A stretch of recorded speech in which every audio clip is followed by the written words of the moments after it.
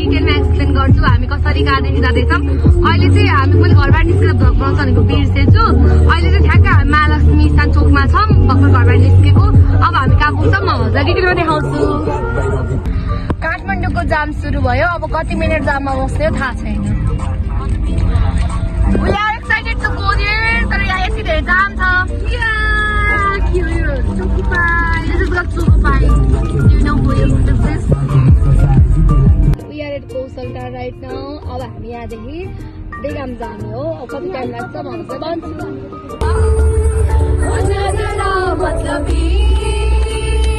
दुनिया की सुनता है क्यों सुनने कभी कभी होता जरा मतलबी दुनिया की सुनता है क्यों।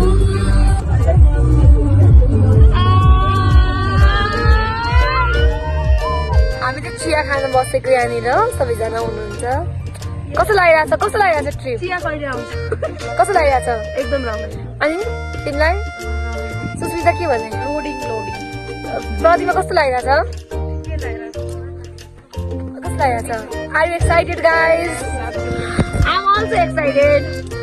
अब हामी अहिले कुन ठाउँमा बुवा?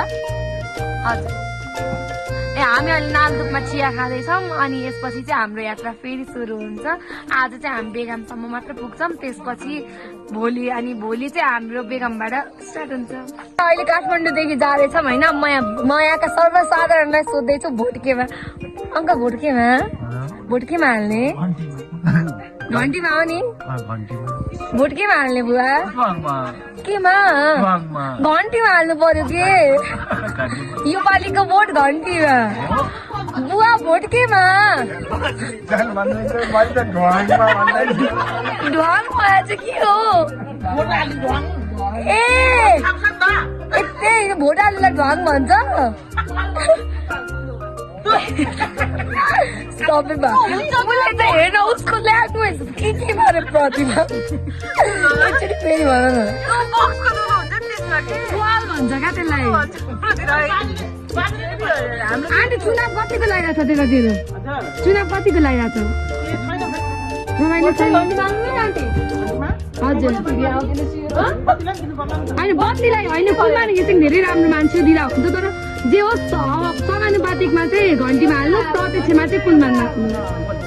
समानुपातिक चाहिँ घन्टीमा हाल्छु। बत्तीमा दिनुहोस्, सेकेन्डको घन्टीमा दिनुहोस्। हो समानुपातिक घन्टीमा, प्रत्यक्ष लाइटमा।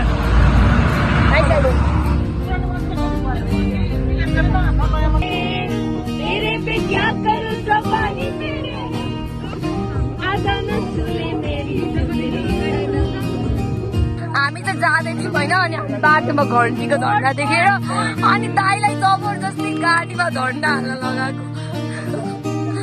हाम्रो गाडीमा अब घन्टीको झन्डा छ, सबैजना घन्टी समर्थन भएर गाडीमा जबरजस्ती पोलबाट निकालेर घन्टीको झन्डा हाल्न लगाएको। अब हामी यहाँबाट जाँदैछौँ।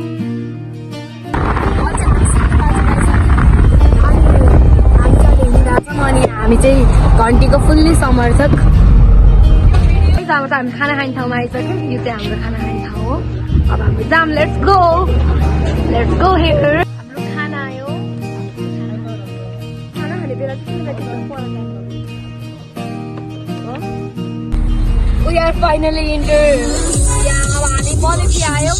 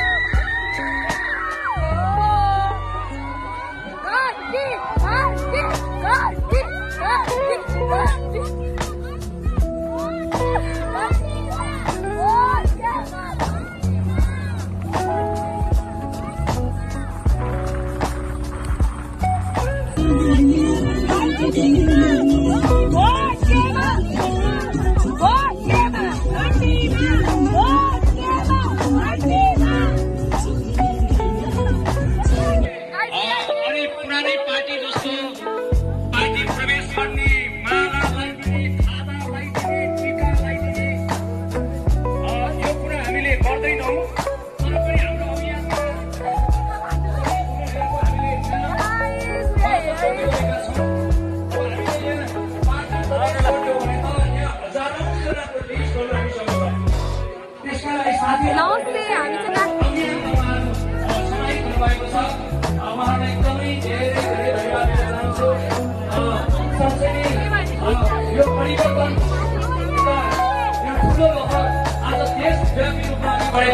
तपाईँलाई जितको हार्दिक शुभकामना पक्कै पनि जित हाम्रो हुनेछ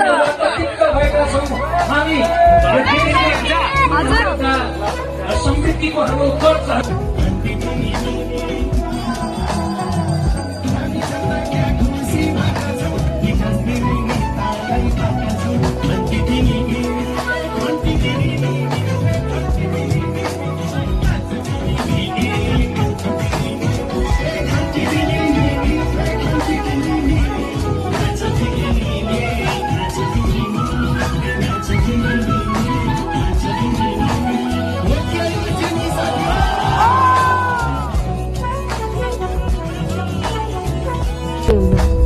खै घरमा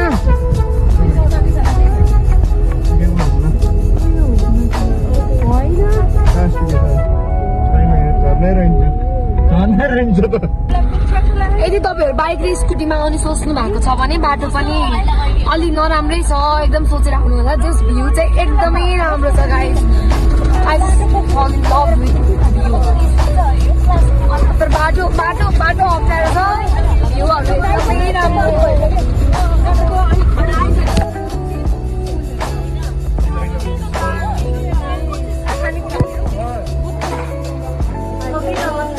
अघि हामी चाहिँ खाजा खान आएको सबैजना थाकेर इनर्जीको सेवा पनि छैन इनर्जी डाउन भइसक्यो सबैजनाको म त झन् पुरै नगर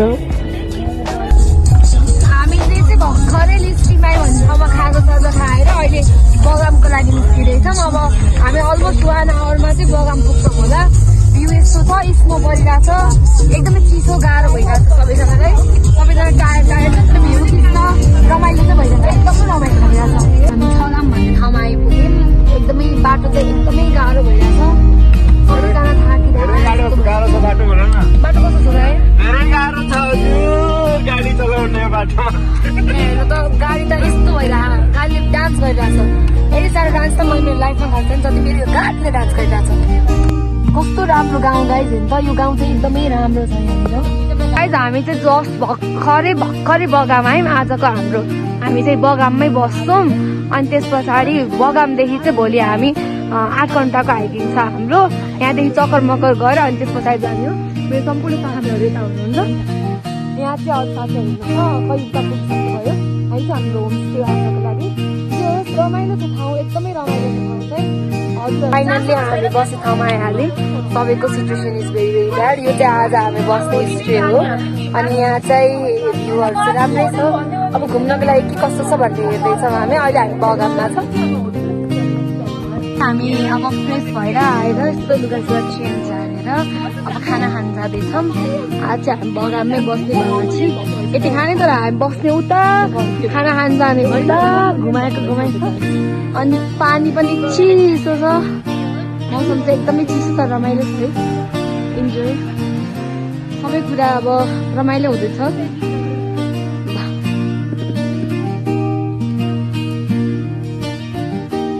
हामी चाहिँ फाइनल्ली खाना खाएर अब सुत्न जाँदैछौँ अब प्रतिमा खाना चाहिँ एकदमै मिठो है खाना एकदमै मिठो छ तर बाटो चाहिँ खै के हो यस्तो